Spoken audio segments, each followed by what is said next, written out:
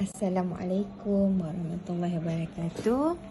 Next kita akan belajar macam mana nak solve equation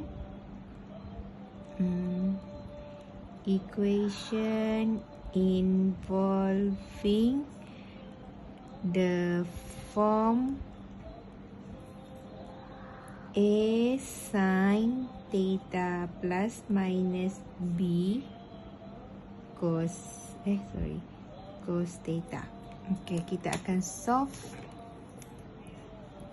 Untuk pengetahuan macam mana kita nak solve equation yang macam ini, beberapa pengetahuan asas yang kita perlu ada ialah nombor 1, kita ada A, soalan dia biasanya A sin theta plus B cos theta.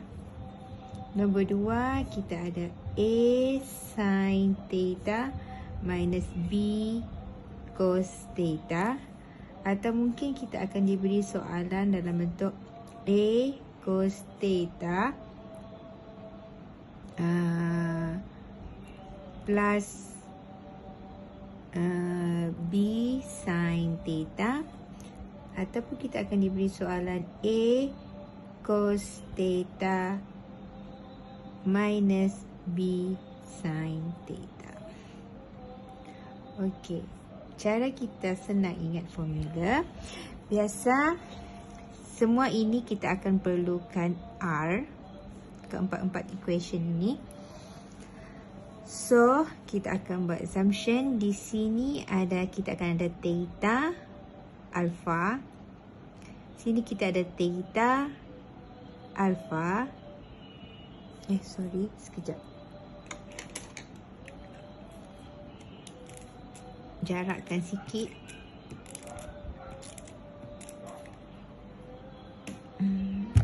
Ini cikgu tidak mengajar kembangan macam mana kita dapat formula dia. Cikgu hanya ajar macam mana kamu nak hafal formula. Theta, alpha, theta, alpha, theta, alpha, theta, alpha. Okey, so sekarang ni kita tengok yang dekat depan. Sekarang yang depan ini A sin theta. So ini adalah sin. A sin theta, so sini sin. A cos theta, so sini cos. A cos theta, so sini akan cos. So biasanya bila sin, kita akan follow tanda dekat sini. So ini adalah A sin theta plus B cos theta. So sini tambah, sini akan tambah. So sini tolak, sini tolak. So untuk cos pula, biasanya tanda dia akan bertentangan. So kalau sini tambah, sini tolak, sini tolak, sini tambah. So andaian yang kita akan guna untuk menyelesaikan soalan yang melibatkan A sin theta plus minus B cos theta adalah berdasarkan 4 jenis kes ini. So bila kita diberi soalan A sin theta plus B cos theta, so kita akan buat assumption equation ini is equal to R sin theta plus alpha. Apabila kita diberi soalan A sin theta minus B cos theta, so kita akan buat andaian it is equal to R sin theta minus alpha. So bila kita diberi soalan A cos theta plus B sin theta, kita buat andaian equal to R cos theta minus alpha. So apabila kita diberi soalan A cos theta minus B sin theta, so kita buat andaian it is equal to R cos theta plus alpha.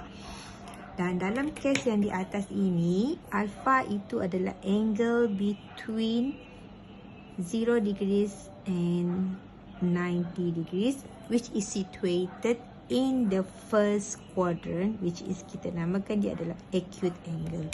So alpha ini adalah acute angle.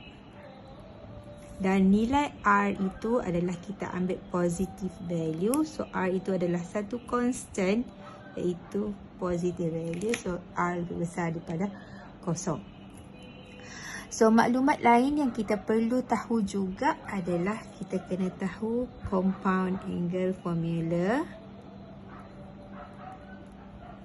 yang formula yang berkaitan dengan compound angle lah.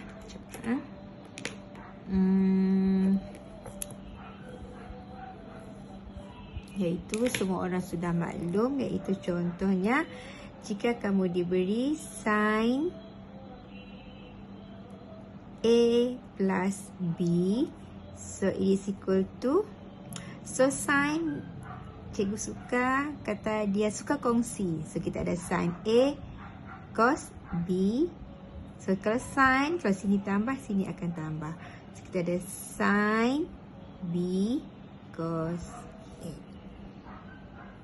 Okey, kalau kita ada sin A minus B, ingat sin suka kongsi, so kita ada sin A cos B, so dia kongsi dengan cos, so tolak, sini akan sin B cos A, so sini A, sini B. So ketiga kita ada cos A minus B. Untuk hafal kan, cikgu kata cos ni kedekut, so maksudnya cos dengan cos-cos, cos A cos B. So kalau sini tolak, biasalah cos dia akan berbeza tanda, tolak sini tambah, so sin A sin B. So yang keempat kita ada cos A plus B, so kita ada cos, ingat cos kedekut, so cos A cos B, cos sini tambah, sini tolak, sin A sin B. Okey, ini antara maklumat yang akan kita perlukan. Selain itu, kita perlu ingat juga sifat basic identity. Cikgu buat yang kita akan guna sahaja di sini, iaitu paling penting yang perlu ingat adalah sin square theta plus cos square theta is equal to 1. So ini adalah basic identity. So lepas itu perlu ingat pengetahuan kamu tentang graf, iaitu tentang graf sin. Itu kalau kamu ada equation y equal to sin theta. So y equal to sin theta ni dia sebenarnya y 1 darab sin theta. So bila kamu lukis graf sin, kamu akan dapati lukisan kamu macam ni. Di mana ini nilai dia adalah 1 dan ini adalah nilai dia negatif 1. So, nilai ini adalah kita panggil amplitude. Dalam fizik pun kita belajar ini sebagai amplitude. So, ini akan membawa nilai maksimum graf ini boleh pergi, dan ini adalah nilai minimum graf ini boleh pergi. Okey, so kalau kita ada y equal to cos theta, so ini sama dengan y equal to 1 darab cos theta. So maksudnya kalau graf cos, so kita ada macam ni. So nilai ni adalah 1 dan nilai ini adalah negatif 1. So ini adalah maximum value graf cos boleh pergi. Ini adalah minimum value juga untuk graf cos boleh pergi.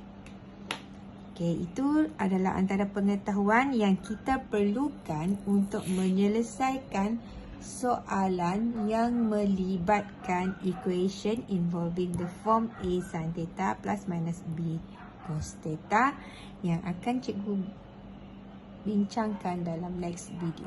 Thank you.